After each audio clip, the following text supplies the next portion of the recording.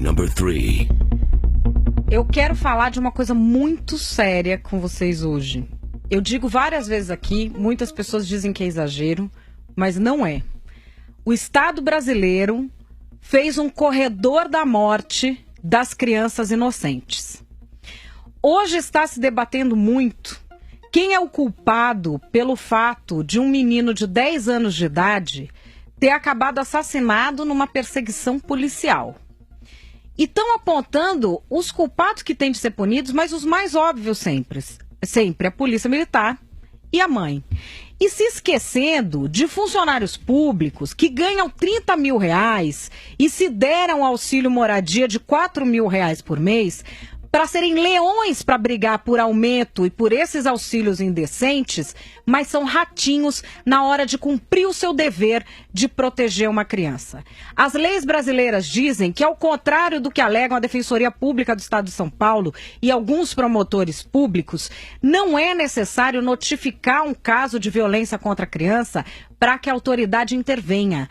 Todos têm essa obrigação e a autoridade ainda mais. Mas o que acontece? Quando a criança é vítima de violência, tá aí o menino Bernardo, estão aí aqueles 2 irmãozinhos aqui de Ribeirão Pires, tá aí o garoto Esra, que até hoje tem uma morte impune, e impune está o juiz que o devolveu para ser esquartejado em casa. Essas pessoas que estão há décadas no conforto de se omitir, não podem mais se omitir. Eu vou mostrar a vocês como é tratado o caso de uma criança que é abusada. Esse caso foi noticiado pelo Consultor Jurídico, que é um site respeitadíssimo de notícias jurídicas. Eles cederam o vídeo pra gente, mas a gente está editando para que o menino não seja identificado de nenhuma forma. É um processo em segredo de justiça. Mas a manchete é: vontade ignorada. Desembargadora é processada por persuadir criança a ficar com a mãe.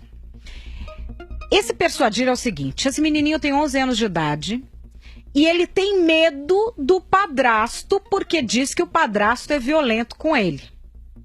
Um dos grandes avanços do direito de família no Brasil é o quê? A criança não é um objeto à disposição dos pais. A criança é um ser humano. E o Brasil é signatário da Declaração Internacional dos Direitos da Criança, que assegura a qualquer criança o direito de ser afastada de pais e familiares violentos. E o Brasil não cumpre por quê? Por causa dessa cambada de babaca que vem falar de coisa que nem cientificamente comprovada é, como a tal história da alienação parental. A alienação parental pode até existir, não é científico, mas isso não pode se sobrepor a agressões e à vontade da criança, que é um ser humano, não é um objeto, não é um CD, não é um abajur de pai e mãe. E é assim que as crianças têm sido tratadas. Essa desembargadora, eu vou ler aqui os trechos para vocês. O menino fala: eu não quero vir. E ela responde: pois é, mas acontece o seguinte, você não tem querer. O menino questiona: como assim? E ela responde: quem tem querer é a sua mãe, que não pode ficar sem ver você. Você não tem saudade dela? E aí ele responde: eu gostaria muito que ela fosse para São Paulo. Paciência, eu não vou vir para o Rio. E aí a desembargadora diz: não vai vir? Seu pai vai levar uma multa terrível. Duvido que ele não te traga. O menino fala que ele quer ver a mãe se ele não tivesse que ficar ali com a mãe e com o padrasto. Ele queria que a mãe, que mora em São Paulo, fosse para o Rio de Janeiro para ver ele. Nessas circunstâncias ele veria a mãe. E aí, o que aconteceu? Graças a Deus, esse menino tem a sorte de ter um pai atuante e com dinheiro para pagar tanto a multa quanto o advogado. Esse pai representou a juíza no Tribunal de Justiça do Rio de Janeiro, que para dar auxílio escola de R$ 7.500 rapidinho, bem brigão, para proteger essa criança, para sancionar essa desembargadora. Nós vamos pôr o vídeo, é uma das coisas mais vergonhosas que eu já vi na minha vida. 0, arquivaram. Representou no Conselho Nacional de Justiça. Conselho Nacional de Justiça que adora fazer esses memes de alienação parental, adora fazer criança ser obrigada a visitar pai preso. Sabia que eles fazem isso?